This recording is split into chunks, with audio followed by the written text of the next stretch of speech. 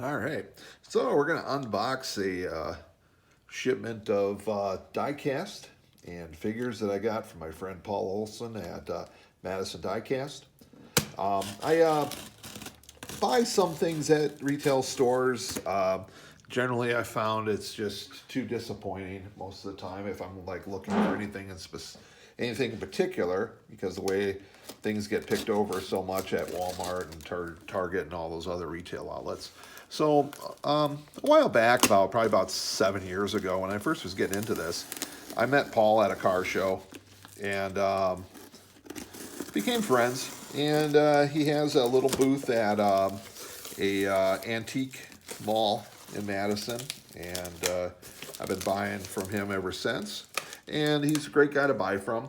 It's really good to get a relationship going with one of these local sellers, even though you might pay a few dollars more sometimes for them. You're going to end up, you'll build a relationship, and the guy will be able to hold on to things for you, which is great. Oh, what's this? Ah, 2 gifts. So he sent me a couple freebies. What did he send me? Ah, interesting. Wile E. Coyote. He said he sent these for my. He says these 2 are a gift to see if they work for your factory. Well, that's really nice. Thanks, Paul. I appreciate that. I always appreciate some freebies. Now, Paul does not sponsor me in any way at all. All he does is, he's my dealer. I meet with him once a month or so in parking lots, and I give him money, and he gives me cars. What else we got? Oh, Roadrunner. That's cool. Oh,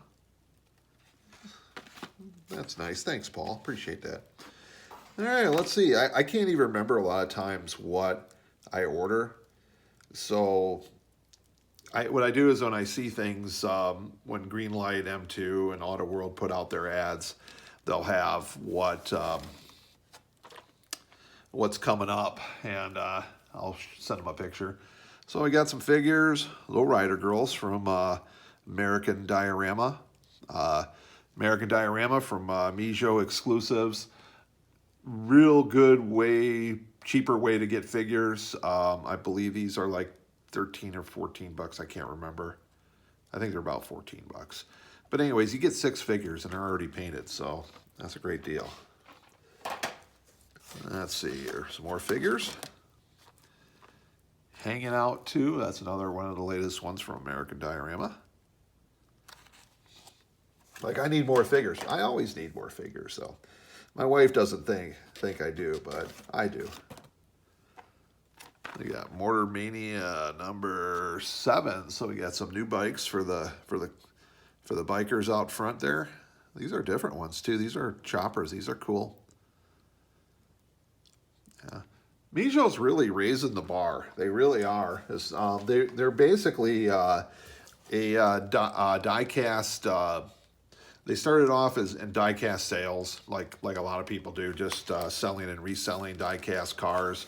And they've gotten to the point now where they can have things custom made. And here's another set, American Diorama, the Public Works number 2. Oh, they got a little wheelbarrow and some guys working. That's cool. It's a real nice little set. All right, then we got cars. The Brady Bunch wagon. Even though I already have a Brady Bunch wagon, this was the dirty one. Got to have the dirty one, right? And Auto World 1970 Chevy Impala. This is one I was looking for quite a while. Paul had one for me.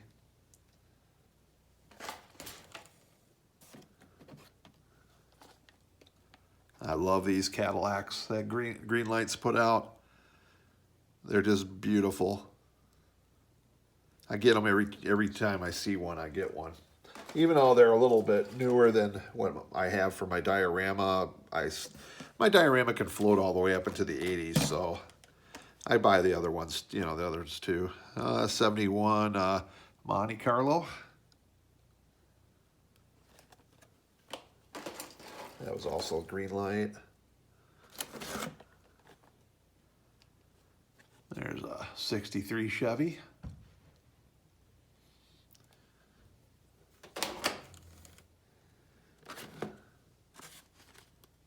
I think I might already have this one. I don't know. I'll have to take a look. American Picker. Here's the Roadmaster convertible. Another Cadillac. I am going to do a Cadillac dealership eventually. And then we got the cars from Greece. I'm not really a fan of the musical, but I like the cars, and they're nice period pieces for hot rods. So I like the old hot rods, so those will go nicely with the other hot rods I got. And there's other Grease. So that's it. That is everything. So, like I said before, if you can get a good relationship with a decent reseller of diecast. Paul has a little stand in one of the local antique malls, and these guys are really the small vendors that you need to support. And of course, the small shops and small hobby shops and such too. But a lot of places we don't have the little hobby shops anymore, but we do have, especially in the Midwest, we got a lot of antique malls. And I've noticed that there's a lot of diecast guys that are starting booths in these antique malls and selling and reselling diecast. And some of them, their prices are antique mall inflated. So not really good to buy from, but you'll get a feel for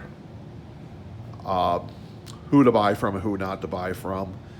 But check these guys out. Check out your local vendors. You might end up paying $1 or so, maybe $2 more a car, but you'll be able to find them. And I know some people say, well, if you're selling it for anything higher than retail, then you're scalping, and it's like, no, not really. Scalping is if you're buying up every single thing you can find and hanging on to it and then selling it at an extremely inflated price. These guys, a lot of times, they don't get the deals that the big box stores get. They don't get the same price that Walmart and Target gets for their stuff. And a lot of times these guys have to buy, because they're small dealers, they have to buy from a secondary distributor. So you have basically another bump in price from the manufacturer to the secondary dealer, and then you go to the retail guy. You already got a couple bumps in price. So, don't complain if these guys sell their stuff for, a couple bucks over what you could get it at Walmart or whatever. They're probably not making that much money, believe me. After you figure in the costs of, like my friend Paul, he has to pay his rent on his booths, which is several $100s a month. And then you also have to pay on every sale. A lot of times you have to pay a percentage to the antique mall. So these guys are struggling, and give them a hand, help them out. Enough of my rambling. We'll see you next time. Please like, subscribe, share, comment. We do appreciate that. We'll see you next time. Bye.